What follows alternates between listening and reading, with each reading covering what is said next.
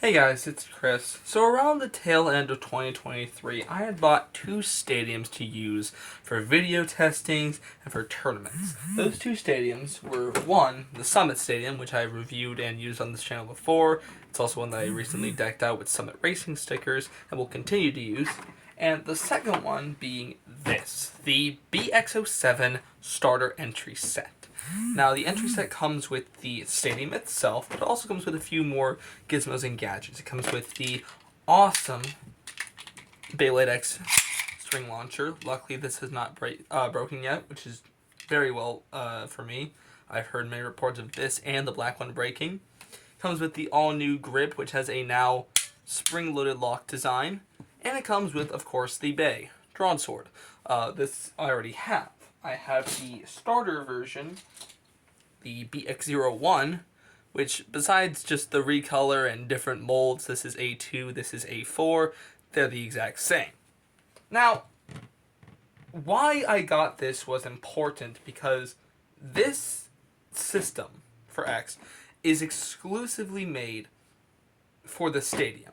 Well, the stadium is made for the bays are made for the stadium. The X system has no similarities to Burst, has no similarities to Metal Fight, has maybe slight similarities to the Plastic Gen with its magnet stadiums and stuff like that. But basically, on every bay for the X system, there is a bit. Now the bit has these little ratchets. Well, not ratchets, but little gears. These gears go along the rails of the stadium and will accelerate. And when they accelerate, they make the bays go way faster than ever before. And as they come off on the smooth edge right here, they just blast straight into the center, knocking the opponent's bay anywhere they can, whether it be into the extreme finish area, whether it be into the pocket, whether it be a burst. It just does some crazy damage that even can result in breakage of bays. And unfortunately, that has happened to my ball bit. As you can see, a nice chunk of the little edge of ball has been broken off, which does disappoint me, but hey, that's the chaotic tendencies of Beyblade. So the string launcher itself, as I'll get into it, is very smooth. It's a lot nicer and cleaner than that of like a burst launcher or the Metal Fight launcher. As you can hear, the Metal Fight launcher has a bit more roughness to it in comparison to the X launcher. It's a lot more smoother, a lot more nicer. Because of that, it's a nice just bearing drop, basically. Similar to how the ripcords are with their bearing design, the X launcher allows the bearing design to be integrated within the launcher. It allows the whole string gimmick to work with the bearing as it allows a fluid and smooth turn. Now, of course, this is the right spin launcher. There is no left spin launchers that all the bays that we've had so far have been right spin bays, ranging from the X system Drawn Swords to re-release classics like Drawn Zur. So all these bays will be right spin. We're going to be going ahead and doing some test battles in the X Stadium just to show how well it does. So 3, 2, 1, go shoot. And 3, 2, 1, go shoot. You can see the rails working very efficient here. Very chaotic, very nice. Call this for some great bayhem, really, some great just destruction. Now, of course, the rails don't always work in favor of the attack type bay. Sometimes, you know, you just can't get that hit off.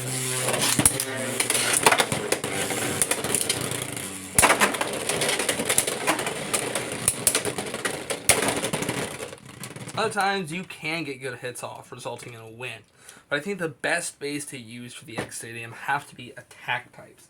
Anything with flat, anything with a flat surface, like flat, tapered, low flat, or even rush, now that we have it, are great to use for the gears. Now, if it wasn't for the fact that I don't have Phoenix Wing, I would have reviewed the whole gear flat system, which basically just exposes the gears more, allowing it to go around the ring a lot more.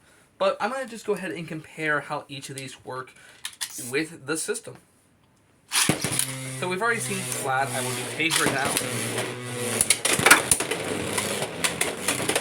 So the tapered bit is a very controlled version of flat. It's more stamina based, it has more stability.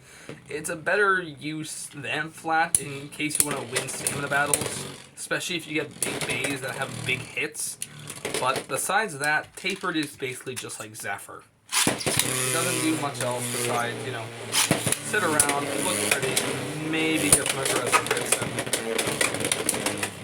But you can't get onto that ring, you can't get those big hits in. It's just a dull version of flat. Granted, more stamina, but hey, I'll take it over anything. See here how tapered just likes to work more stamina based than flat does. It allows itself to be held up. Some people even beat out stamina combos. In that case, it doesn't. Now, low flat is just a lower and more surface based performance tip or bit. It allows itself to go a lot faster. As such, kind of become these crazy like attacks.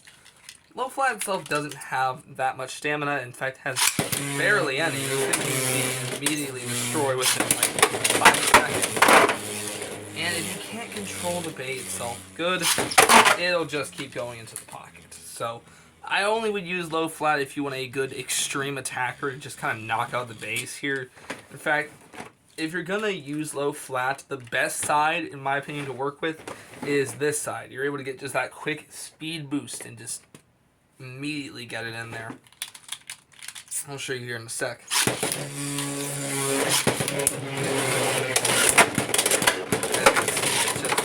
It slaps, really. It hits hard. It uses that rail system. Truly, I think that's just one thing that is good about low flat, is that you can get it on a combo that has great knockback potential. Something like Rhino Horn, something like Night Shield, something like Shark Edge, for example.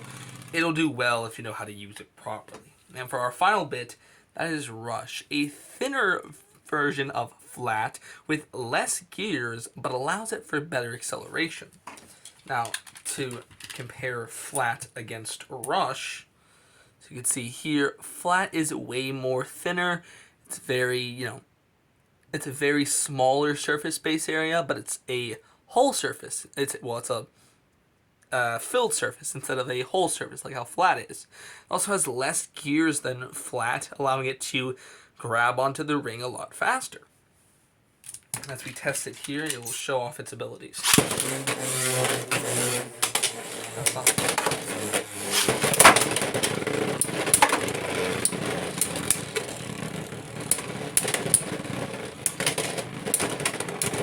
As you see, because of its thinner stick, surface, it allows it to be more stable than flat, which is surprising. A lot of people would think that because it's thinner, it wouldn't be so stable in comparison to flat, but no, it's more stable. It did burst there. That's thanks to the fact that Ford just sucks. Any Ford chassis just kind of sucks. The best would be like 360, 560, 960 now that we have that. But yeah, overall, the whole gimmick of the X Stadium is just the rails. So, in my opinion, for what it's worth, if you love crazed action, if you love big battles, and if you love just destruction all around, the X Stadium is definitely very good to get. I recommend getting it. I recommend trying out the X system. I recommend seeing how well you like it, because some people do, some people don't. Some people, it reminds them of Plastic Gen, some people it reminds them of Metal, some people it reminds them of Burst. To me personally, it kind of just takes every aspect of Beyblade itself from its 25 years, puts it all into one, and says, have at it. And really, I love having at it because it is just so fun and chaotic. But that'll be it for today. I hope you guys enjoyed. If you do like the video, make sure to leave a like on it. If you want to continue to support my channel in every way, shape, and form, go ahead and subscribe. Leave a comment on what you believe in the X Stadium. Do you like it? Do you not like it? Do you think Takara told me should do something different with it? Anyways, that's it. That'll be it for me today. I hope you guys have an awesome day. This is Chris, signing out.